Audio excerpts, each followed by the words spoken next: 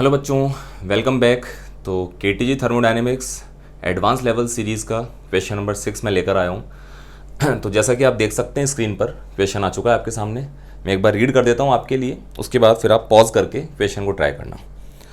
Between two isotherms we have a cycle as shown. दो isotherm मतलब कि ऐसा प्रोसेस जिसमें टेम्परेचर कांस्टेंट रहता है, आइसोथर्मल प्रोसेस। दो अलग अलग आइसोथर्मल प्रोसेस आपके सामने बने हुए हैं और उनके बीच में एक साइक्लिक प्रोसेस बना रखा है। The work done by the gas during the cycle is W. हमको उस पूरे साइक्लिक प्रोसेस में गैस ने जो वर्क किया डब्ल्यू पहले वो कैलकुलेट करना है। Then we have to find the value of W by 15। T1 given है 127 डिग्री सेल्सियस, T2 गिवन है 16 डिग्री सेल्सियस और नंबर ऑफ मोल्स है गैस के 1 मोल। तो आप ग्राफ में देख सकते हैं प्रेशर वॉल्यूम ग्राफ है। जो ऊपर वाला आइसोथर्म है वो T1 टेम्परेचर पर है, नीचे वाला आइसोथर्म T2 पर है और जो कॉर्नर वाले पॉइंट है जहाँ पर T3 और T4 टेम्परेचर दिखा रखें। तो आप वीडियो को पॉज करके एक बार क्वेश्चन को ट्राई करें, फिर आकर सॉल्यूशन को देखें। ठीक है, तो स्टार्ट करते हैं बच्चों। सबसे पहले तो जो ग्राफ हमको बना के दिया है प्रेशर वॉल्यूम के बीच में, उसको ड्रॉ कर लेते हैं।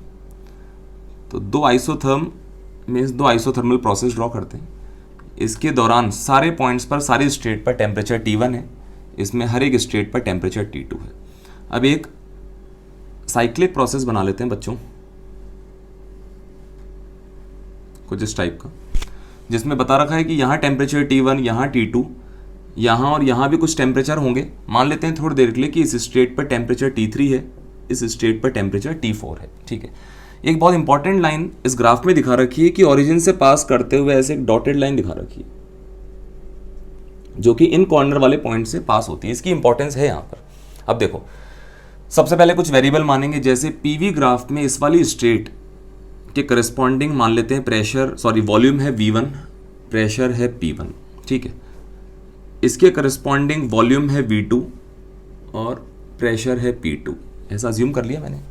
अब मुझे इस पूरे साइक्लिक प्रोसेस, ऐसा साइकिल बना हुआ है, इस साइक्लिक प्रोसेस में total work done by gas लिखना है। तो मुझे पता है पीवी ग्राफ में साइक्लिक प्रोसेस के अंदर इस साइकिल का जो एरिया होगा यही वर्क डन बाय गैस को रिप्रेजेंट करेगा। तो इस साइकिल का एरिया लिख देते हैं, दिस इनटू दिस, ये हो जाएगा V2 माइनस V1 और ये हो जाएगा P2 माइनस P1। इसको एक बार अलग अलग मल्टीप्लाई कर लेते हैं। तो क्या आ जाएगा बच्चों, P2 V2 minus P2 V1 minus P1 V2 minus P1 V1, plus P1 V1। ठीक है, अब एक बार तो देखने में थोड़ा डर लगता है, लेकिन अगर हम बहुत धीरे धीरे चले आराम से समझते हुए तो बहुत इजी है। देखो, ये जो स्ट्रेट लाइन है, अगर आपको दो ट्राइंगल दिख रहे हो, एक ये वाला ट्राइंगल, एक ये वाला ट्राइंगल, इन ट्राइंगल्स में साइड्स का रेशियो इक्वल कर देता हूं।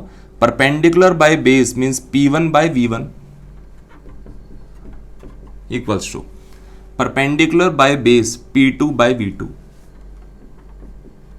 यहां से मेरे पास रिलेशन क्या आ जाएगा, P1 V2 equals to V1 P2। ऐसा रिलेशन आ गया।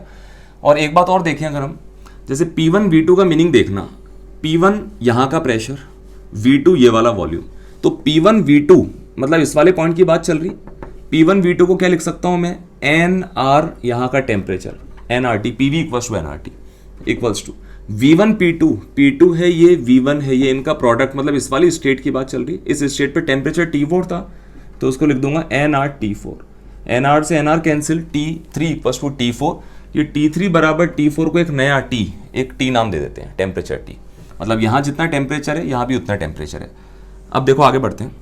इतनी बात तो हो चुकी है, एक काम और कर रहा हूँ, P2 V2 को लिख देता हूँ NR, और P2 V2 कहाँ का है, P2 V2 यहाँ की बात चल रही। तो P2 V2 को NRT1 लिख सकता हूँ, NRT1 माइनस P2 V1 और P1 V2 बराबर प्रूव कर चुके हैं, और मैं इन दोनों को लिख सकता हूँ 2 टाइम्स क्योंकि दोनों इक्वल हैं। NRT, T मतलब ये वाला टेम्परेचर, T3 T4 या T कुछ भी बोल दो, एक ही बात है, प्लस P1 V1, P1 यहाँ का, V1 यहाँ का। तो यहाँ का टेम्परेचर T2 था तो इसको लिख दूंगा मैं NRT2। ठीक है, नंबर ऑफ मोल तो गिवन है। अब कहीं से मुझे T1 तो गिवन है क्वेश्चन में, आप देखना T2 गिवन होगा क्वेश्चन में, कहीं से T पता चले। T को पता करने के लिए क्या करेंगे बच्चों, अगर मैं रिलेशन निकालना चाहूं, जैसे मान लो इस वाले पॉइंट के corresponding P1 V1 equals to कितना है, NRT2। P1 V1, या एक काम करते हैं, इन दोनों पॉइंट्स को कंपेयर करते हैं, इन दोनों को। यहां से यहां तक वॉल्यूम फिक्स बना हुआ है, वॉल्यूम फिक्स होगा तो प्रेशर और टेम्परेचर का रेशियो मेंटेन रहेगा, तो यहाँ प्रेशर टेम्परेचर का रेशियो लिखते हैं P1/T2 इक्वल्स टू, वहाँ pressure temperature P2 divide by T4 जो कि हमने T के बराबर माना है। एक काम और कर लेते हैं, यहाँ से मेरे पास P1 P2 आ जाएगा ratio P1/P2 equals to T2/T। थोड़ी सी और इसमें मैथ्स लगानी पड़ेगी अभी। एक बार इस वाले प्रोसेस को देखो, यहाँ से यहाँ तक भी वॉल्यूम कांस्टेंट है तो प्रेशर टेम्परेचर का रेशियो मेंटेन रहेगा। यहाँ pressure P2 temperature T1 P2/T1, उतना ही यहाँ पर प्रेशर टेम्परेचर का रेशियो होना चाहिए P1 divide by T3। P1 divide by T3 को T लिख रहा हूँ, T3 T के बराबर माना है हमने। यहाँ से बच्चों P1/P2 का रेशियो निकाल लो, कितना आ जाएगा P1/P2 T/T1। ये P1/P2 ये P1/P2 दोनों को इक्वेट कर देते हैं तो उससे रिजल्ट आ जाएगा हमारे पास, अगर इन दोनों को इक्वेट करेंगे तो T आ जाएगा √T1T2। क्वेश्चन कंप्लीट हो चुका है अब तो। अब बस आपको इतना सा करना है, NR कॉमन ले लेते हैं बच्चों, ये हो जाएगा T1 + T2 - 2, T की जगह √T1T2। क्वेश्चन में नंबर ऑफ मोल्स गिवन है, T1 T2 क्वेश्चन में गिवन है, आप देख सकते हो। उनको केल्विन में जरूर चेंज करना है, इस बात का ध्यान रखना। यहाँ पुट करोगे और सॉल्व करोगे तो ये आपका 75 जूल आएगा, सॉल्व करके देखना है इसको। और क्वेश्चन में पूछा W/15 कितना होगा, तो 75 अगर W आ गया तो इसको 15 से डिवाइड करेंगे तो आंसर क्या आ जाएगा बच्चों 5।